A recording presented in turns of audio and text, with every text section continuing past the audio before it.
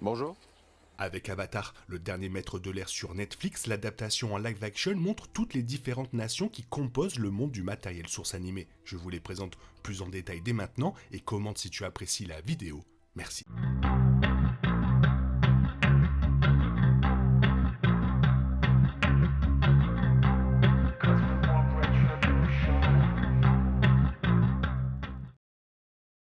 Bien que les styles d'arts martiaux dans Avatar, le dernier maître de l'air, aident à étoffer la personnalité de chaque personnage, la nation dont chaque individu est originaire joue également un rôle important. Alors que certaines nations privilégient une approche plus mesurée et plus calme pour résoudre leurs problèmes, d'autres nations s'appuient davantage sur des tactiques agressives et sur leur force pour s'imposer comme une redoutable puissance.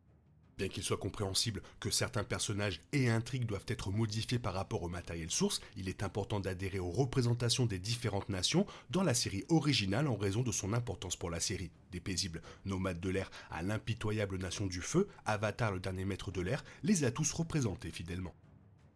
La tribu de l'eau, comme on le voit dans la série, est composée de divers citoyens qui habitent les hémisphères nord et sud du globe. Les membres de la tribu de l'eau se distinguent par leur capacité à maîtriser l'eau, ce qui leur permet de s'aventurer dans les terres indomptables afin d'obtenir de la nourriture et des ressources avec succès. Alors que Desna et Eska sont les chefs de la tribu de l'eau du nord et que Tonrak est le chef de la tribu de l'eau du sud, les frères et sœurs Katara et Sokka sont les membres les plus reconnaissables de la tribu, car ils font partie des premiers amis d'Aang au début de la série.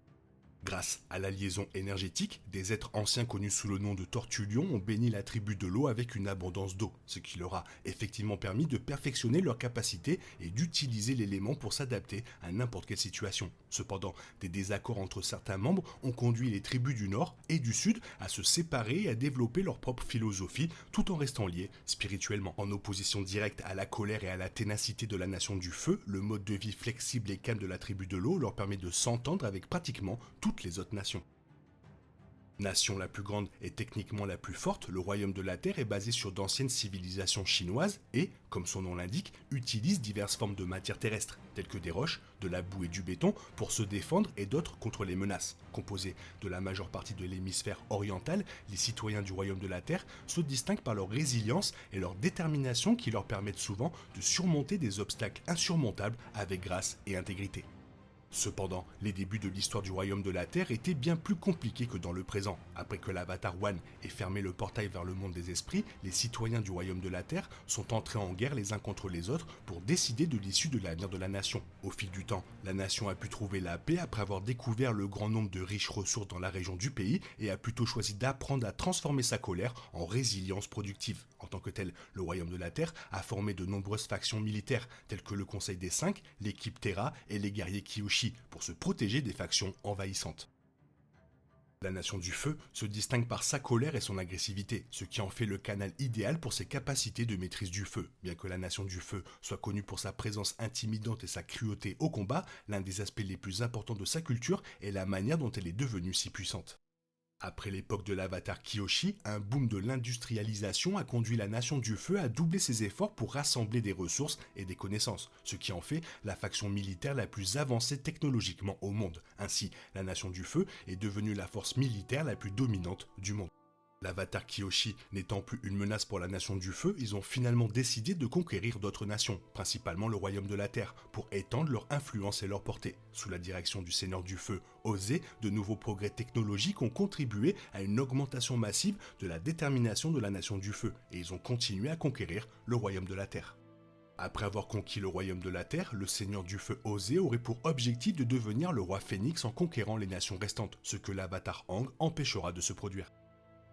Les nomades de l'air sont peut-être la faction la plus pacifique, car leur engagement à se débarrasser des possessions et des désirs du monde leur a permis d'atteindre l'illumination. De plus, contrairement aux autres nations, les nomades de l'air croyaient fermement que toute personne née dans la tribu possédait une forte aptitude à devenir un maître, car le haut niveau de spiritualité que possédaient ces adeptes finirait par aider ses membres à débloquer leur véritable potentiel. Cependant, malgré leur affinité pour la paix, la majorité des nomades de l'air ont été anéantis par la nation du feu. Cependant, la renaissance d'Aang, comme on le voit dans la série, finit par voir le jeune garçon développer ses capacités de maîtrise ainsi que sa maturité, le tout pour arrêter la nation du feu dans sa quête impitoyable du pouvoir et restaurer la paix, l'équilibre et l'harmonie dans le monde. Malgré leurs efforts, certains ont critiqué les nomades pour ne pas se soucier du monde extérieur en raison de leur inactivité lorsqu'il s'agissait d'aider d'autres nations à résoudre leurs conflits. Dans la série originale, il est révélé pourquoi les maîtres de l'air reçoivent des tatouages. Dans la culture des nomades, les tatouages sont fournis une fois qu'un maître de l'air atteint le rang de maître. Pour atteindre un tel rang, les nomades doivent d'abord maîtriser toutes les techniques de maîtrise de l'air qu'ils connaissent, ce qui nécessite généralement des décennies de discipline et de pratique, comme l'explorent les nombreux livres et romans. Étant donné qu'Aang n'a que 12 ans au début, une autre question récurrente est de savoir comment il a reçu les marques d'un maître à un si jeune âge. Qu'il maîtrise ou non toutes les techniques connues de maîtrise de l'air, l'émission originale indiquait également qu'un nomade qui invente son propre mouvement de maîtrise de l'air recevrait automatiquement ses tatouages. Cela fait allusion à la façon dont Aang a reçu son statut de maître de l'air, même si cela n'est pas expliqué dans la série Netflix. Dans la série originale, Aang est souvent montré en train d'utiliser un mouvement appelé Air Scooter tout au long des 3 saisons. Ce mouvement implique qu'Aang crée une boule d'air en rotation sans fin afin de sauter dessus, l'utilisant comme moyen de transport. Le dernier maître de l'air de Netflix inclut également ce mouvement dans l'épisode 2 lorsque Aang, Sokka et Katara visitent l'île de Kyoshi. Bien que cela ne soit pas mentionné dans la série, l'air scooter est la façon dont Aang est devenu un maître de la maîtrise de l'air. L'histoire animée révèle qu'Aang a inventé ce mouvement, lui permettant de se faire tatouer dès son plus jeune âge. Cependant, la série de Netflix implique que les tatouages d'Aang dans le live action ont été reçus via la voie susmentionnée, consistant à maîtriser d'autres techniques de maîtrise de l'air, d'autant plus que l'air scooter reçoit beaucoup moins d'attention que dans le matériel source.